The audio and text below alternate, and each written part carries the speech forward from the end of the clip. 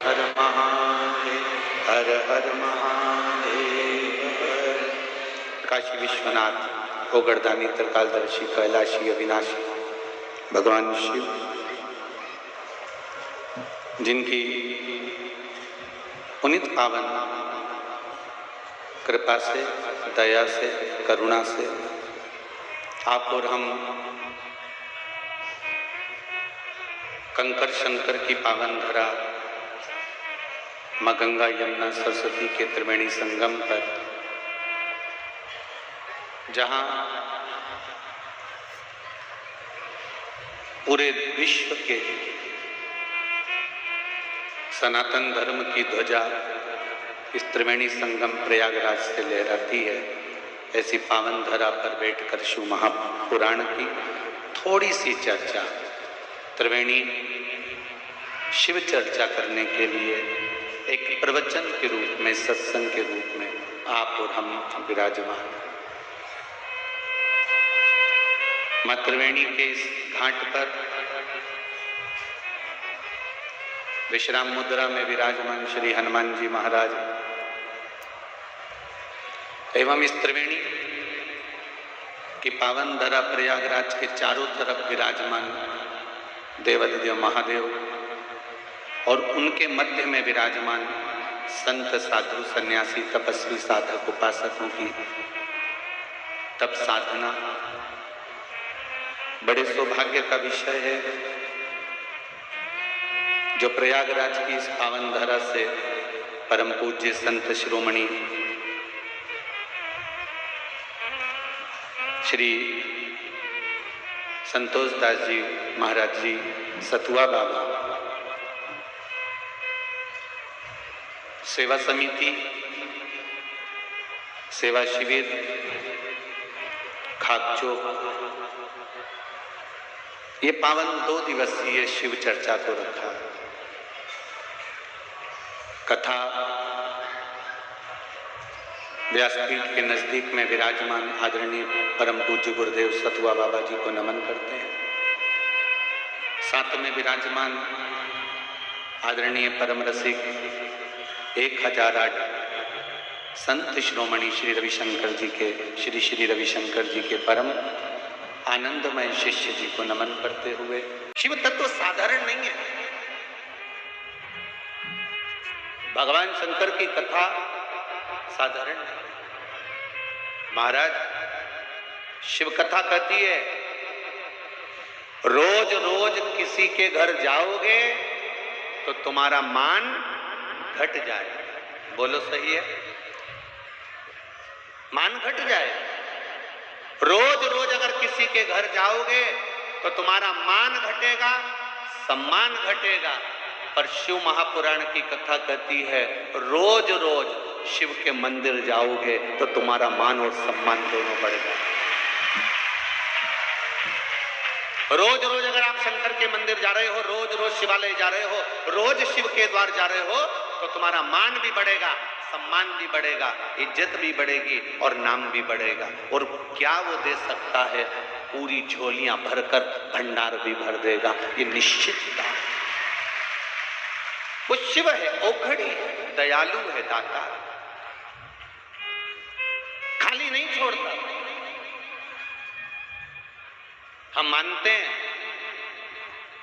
जितना बड़ा प्रागण्य है प्रयागराज मेले के हिसाब से उतना बड़ा है, पर जरूरी नहीं कि आप सब अंदर आकर बैठे। आपको जहां जगह मिले बस बैठना जरूर उसके चरणारविंद, उसकी शिव महापुराण के सम्मुख में, उसके साक्षी में कंकर शंकर की भूमि भले बिछात नहीं हो, रज में बैठना, क्योंकि ना जाने कौन सा कंकर हमारे जीवन को सवार कर शंकर के रूप में प्राप्त हो जाए।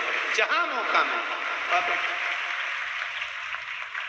जरूरी नहीं है कि आप आगे आएंगे या हम लोग आगे बुलाएंगे तब आप लोग यहाँ विराजमान। ना ना ना ना, भगवान का भजन कहीं पर भी बैठकर करो, कोई दिखावा नहीं करना है हमको। जल चढ़ाओ शिव को, पर छल के साथ जल ना चढ़ाओ, शिव स्वीकार करना। क्या रह गया बचने? पर गुरु के शब्द बड़े अटपटे होते हैं। गुरु ने कहा शरीर छूट जाएगा, और ये आत्मा परमात्मा का भजन कर कर इसको अमर तत्व प्रदान कर लो, जिससे ये बाद में फिर जन्म।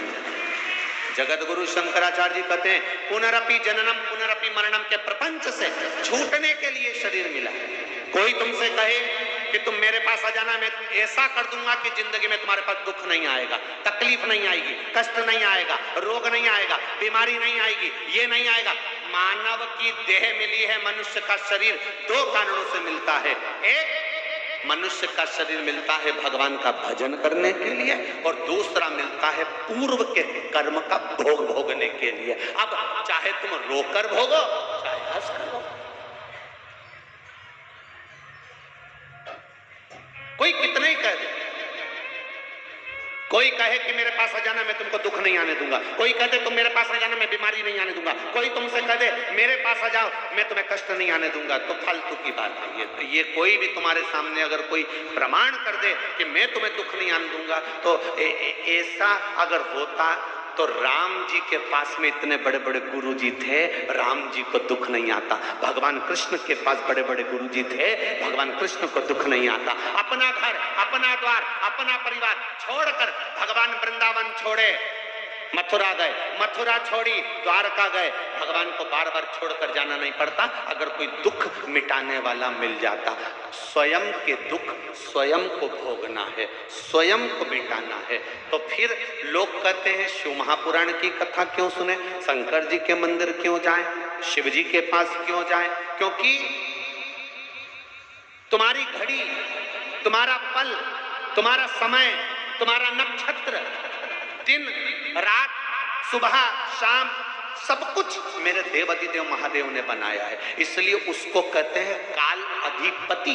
जिसने काल बनाया, काल मतलब समय, जिसने घड़ी बनाई, जिसने पल बनाया, जिसने नक्षत्र बनाया, उसको कहते काल अधिपति।